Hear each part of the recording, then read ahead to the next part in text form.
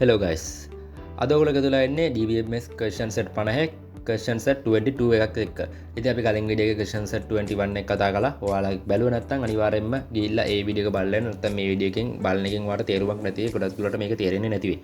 right. අපි බලමු අපේ task හතරක් ලැබිලා තියෙනවා. අපි එකින් එක මේ task complete කරගෙන යමු. අපි පළවෙනි task එක තමයි find the details of the students who participate in the single subject in the examination held on 2020 3rd March 15.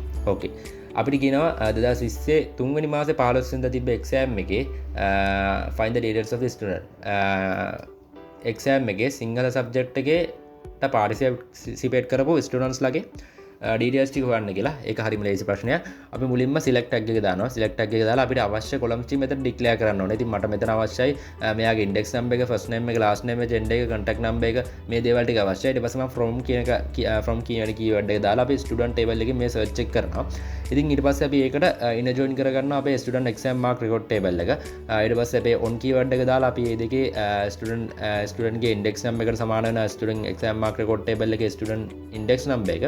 ඒ වගේම ඒකට තව inner join කරගන්න අපේ subject table එක. subject table එකෙන් පස්සේ තව inner join කරගන්න ඕනේ අපි exam term table එක. මොකද අපිට මෙතන exam date එකක් දීලා තිනවා. ඒ exam date එක where close එක where condition එක දාලා අපි හොයන්න නම් අනිවාර්යෙන් අපිට exam date එක exam term table එක මෙතනට inner join කරලා තියෙන්න ඕන. right. ඊට පස්සේ අපි where close එක දාලා අපි logic එක generate කරනවා. අපි subject name එක විදිහට මෙතන සිංහල language and literature කියන language එක ගන්නවා. ඊට පස්සේ අපි exam date එක වෙනුවට මෙන්න මෙතන 2020 තුන්වෙනි මාසේ 15 වෙනිදා කියන දිනේ අපි දානවා. ඊට පස්සේ අපි මෙතන ගමු exam date කියන එක අපි copy කරලා ගමු අපේ table එකේ details වලින්. මෙතනින් මොකද exam කියන්නේ column එක අකුරක් වෙනස් වුණත් අනිවාර්යයෙන්ම error එකක් එනවා. හරි. අපි මේ විදිහට ගත්තට පස්සේ අපේ ස්ටුඩන්ට්ස්ලා රිසල්ට් එක එනවා. නමුත් error එකක් එනවා. අපි බලමු මොකද error එක කියලා. හරි. අපිට මේක අපේ රිසල්ට් එක නම් ඇවිල්ලා තියෙන්නේ. හරි. මම දන්නවා error එක මොකක්ද කියලා. අපි ආයෙ බරක් ඕකටත් එක්සිකියුට් කරලා බලමු. හරි. error එකක් තමයි. right. අපිට බලා ගන්න පුළුවන් ඔයාලට පේනවා ඇති අන්තිම row එකේ අන්තිම last query එකේ අන්තිම row එකේ මම exam date එකට assign කරලා තියෙන තැන මගේ අතින් වැරදිලා space එකක් තිබිලා තියෙනවා. අන්න ඒකේ හින්දා තමයි මේ error එක අපිට ඇවිල්ලා තියෙන. හරි. මේක අපි ආයි පාරක් execute කරොත් එහෙම error එක නැතිලා යනවා. right. ඉතින් මේක තමයි අපේ result එක. අපි බලමු දැන් first question එකේ first task එක අපි complete කරලා තියෙන. දැන් අපි second task එකට යනවා. Sadun Vijayaratna find out the marks of the examination in which his student appeared on 2020 March 15. The date of the examination, the number of admissions, the name of and the name of the subject. මේක කියනවා සදුන් විජයරත්න කියන 2020 මාර්තු මාසේ 15 වෙනිදා තිබ්බ exam එකට සදුන් විජයරත්න ඇවිල්ලා තිනවා. එයා මුහුණ දින්න එක්සෑම් සහ ඒ ටර්ම් එක මොකද්ද? එයා ඒ දවස් මුහුණ දුන්න ටර්ම් එක මොකද්ද? ඒ දවස් මොනවද එයා ඒ දවසේ මොනවද එයා කරපු සබ්ජෙක්ට්ස් මොනවද? එයා පාටිසිපේට් කරපු සබ්ජෙක්ට් මොනවද කියලා අපෙන් අහනවා. ඉතින් ඒ ඩීටේල්ස් ටික අපි මෙතන ෆිල් කරගමු. මම මුලින්ම select tab එක දාලා මෙයාගේ index number එක ගන්නවා. index number එක ඒ වගේම term name එක ඒ වගේම subject name එක ඔය තුන තිබ්බනම් ඇති අපිට 18 විතරයි අහලා තියෙන්නේ. මොකද date of examination අපිට අවශ්‍ය නැහැ. මොකද මෙතන date එක දීලා තියෙනවා 2020 තුන්වෙනි මාසේ 15 වෙනිදා කියලා. අපිට ඉඳ ඒක අවශ්‍ය නැහැ. ඊට පස්සේ මම from එක දාලා student table එකෙන් search check කරගන්නවා. ඒකට inner join කරගන්නවා අපේ student exam mark record table එක සහ අපේ exam term table එක. ඊට පස්සේ තව පාරක් අපි inner join කරගන්න ඕනේ අපේ මෙතන අපිට subject table එකේ අපි මෙතන subject table එකත් මේ විදිහට inner join කරගන්නවා. ඊට පස්සේ හරි මම හිතන්නේ අපිට ඒ තුන ඇති වෙයි මේක කරගන්න. right. ඊට පස්සේ අපි where condition එක දාලා අපේ logic එක generate කරමු. exam date එක 2020 තුන්වෙනි මාසේ 15 වෙනිදා වෙන්න ඕනේ සහ first name එක යාගේ සඳුන් වෙන්න ඕනේ, last name එක යාගේ විජයරත්න වෙන්න ඕන. right. හරි. අපි semicolon එකක් දාමු අන්තිමට. semicolon එක දාලා මම මේක ඊළඟ line එකට ගන්න. දාලා මේක execute කරමු. result එකක් නම් ආවේ නෑ. ගොඩක් දුරට code එක හරි. හරි. එහෙනම් අපි මේකේ මෙයාගේ first name එක last name එක හරියටම අපේ database එකේ තියෙන data එකත් එක්ක compare කරලා බලමු. හරි. සදුන් කියන නම වැරදි. type වෙලා තියෙන වැරදි. එතකොට විජයරත්න කියන නම අපි බලමු. විජයරත්න කියන නමත් වැරදි. right. අපි මේක run කරොත් එimhe බලා ගන්න පුළුවන්. එයා 2023 මාර්තු මාසේ 15 වෙනිදා mathematics, science සහ single language and literature කියන subjects තුනට මුහුණ දීලා තියෙනවා. ඒ වගේම එයා first term එකේ subject තුනකට තමයි මුහුණ දීලා තියෙන්නේ. right. අපි second task එකත් complete කරලා ඉවරයි. අපි යමු third task එකට. Find the name, subject, marks term of examination, date of examination of the students who obtained between 40 and 70 marks in the subjects of mathematics held on 2027 2027 held වෙච්චි exam එකේ mathematics subject එකේ ලකුණු 40ත් 70ත් අතර ගත්ත ළමයින්ගේ details හොයන්න කියලා තියෙන්නේ. අපි මෙතනින් ඒ කූරේක ජෙනරේට් කරන පටන් ගමු. හරි. මුලින්ම අපි ගත්තොත් එහෙම අපිට සම්පූර්ණම කූරේක ඩිලීට් කරලා අපි අලුතෙන් කූරේක ජෙනරේට් කරමු. මුලින්ම සිලෙක්ට් එක දාලා අපි මුලින්ම නේම් එක ඕනේ. එහෙනම් අපි ෆස්ට් නේම් එක සහ ලාස්ට් නේම් එක ගන්නවා. ඊට පස්සේ මෙයාලා කිව්වා සබ්ජෙක්ට් එක ඕනේ කියලා.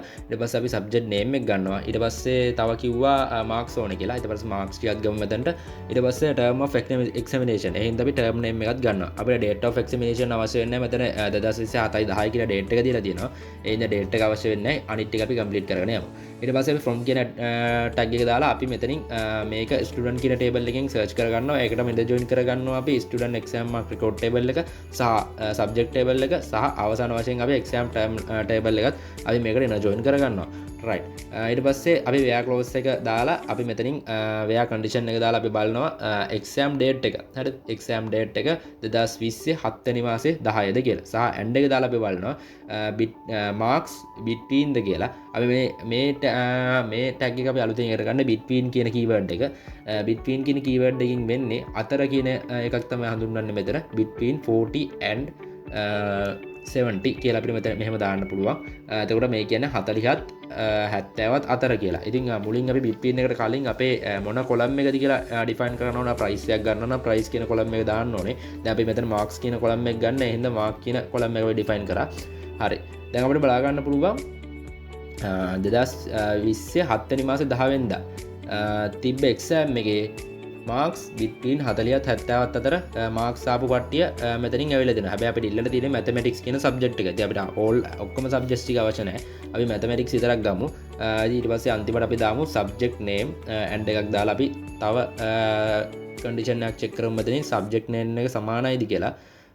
subject name right මෙතනින් subject name equals ඊට පස්සේ අපි දාමු මෙතනින් mathematics කියලා. ඊට පස්සේ අපේ result එක අපි බලමු. result එක අනිවාර්යයෙන්ම mathematics විතරක් වෙන්න ඕන. ඒ කියන්නේ mathematics science first term එක අපි mathematics විතරයි අහලා තියෙන්නේ. හින්දා science data ටික ඔක්කොම අයින් වෙලා අපිට mathematics ටික විතරයි පෙන්වන්නේ මේ විදිහට. right. අපිට බලා ගන්න පුළුවන් දැන් 40 70ත් අතර ලකුණු ගත්ත ළමයින්ගේ details ටික අපිට ඇවිල්ලා තියෙනවා. right. අපි යමු අපේ අන්තිම ටාස්ක් එකට. who is the highest scoring student in the first term out of the all subjects? හරි. අපෙන් අහනවා who is the highest scoring student? කවුද වැඩියෙන්ම ස්කෝර් කළේ first term එකේ වැඩියෙන්ම ලකුණු ගත්ත එක්කෙනාගේ නම තමයි අහන්නේ. ඉතින් අපි select එකක් දාලා first name last name ගන්නවා. ඊට පස්සේ from එකක් දාලා අපි student table එකෙන් search එකක් කරගෙන ඒකට ඉන join කරගන්නවා student exam mark record table එක. ඊට පස්සේ අපි where clause එක දාලා අපි බලනවා mark එක. හරිද? mark එක දාලා අපි මෙතන subscore එකක් generate කරනවා. ඒකේ equal දාලා ඒක ඇතුලේ අපේ result එක දාන්න තියෙන තැන අපි bracket දෙකක් දාලා අපි ඒක ඇතුලේ subscore එකක් generate කරනවා. select max marks from the student exam mark record table. හරිද? අපි කියනවා වැඩිම mark එක හොයන්න කියලා exam mark record table එකෙන් ඒකට ඉන join කරගන්නවා අපි. exam term එක අපි condition එකක් විදිහට check කරනවා. ඊට පස්සේ term name එක first term කියලා. එතකොට අපි මේ subscore එකෙන් යන value එක තමයි මේ subscore එකෙන් අපිට value එකක් එනවා. ඒක තමයි first term එකේ වැඩිම ලකුණු. ඊට පස්සේ subscore එක generate කරලා අපි result එකක් ගන්න ඕනේ එළියට. එතකොට මෙතන result එකේ mark එකෙන් check කරන්නේ first term එකේ වැඩිම ලකුණු ගත්ත එක්කෙනාගේ first name සහ last name අපිට අරන් දෙනවා මෙන්න මේ result එකෙන්. ඉතින් අපිට බලා ගන්න පුළුවන් first term එකේ වැඩිම ලකුණු අරන් තියෙන අමන්දා මොසස් කියන එක්කෙනා. හරිද? අපි බලමු අමන්දා මොසස් ඇත්තටම first term එකේ වැඩිම ලකුණු අරන් තියෙනවද කියලා. හරි. අපිට බලා ගන්න පුළුවන් STU අපි ඉස්සෙල්ලාම මේ student ගේ student table එකට ගිහිල්ලා මෙයාගේ තව අපි මේ ගන්න බලමු මෙයාගේ index number එක. අපි මේ කුවරගෙන් අපි index number එකත් ගමු. right. මේක run කරාට පස්සේ STU 004 කියන එක්කෙනා තමයි අමන්දා මොසස් කියන්නේ. right. අපි බලමු අතරම STU 004 කියන්නේ අමන්දා මොසස්ද කියලා. right. අපිට බලා ගන්න පුළුවන් අමන්දා මොසස් තමයි. right. එතකොට මේ විදිහට තමයි අපි question set එකට answer සෙව්වේ. ඉතින් අපි ඉක්මනට question set 23 එකත් එක්ක හම්බෙමු.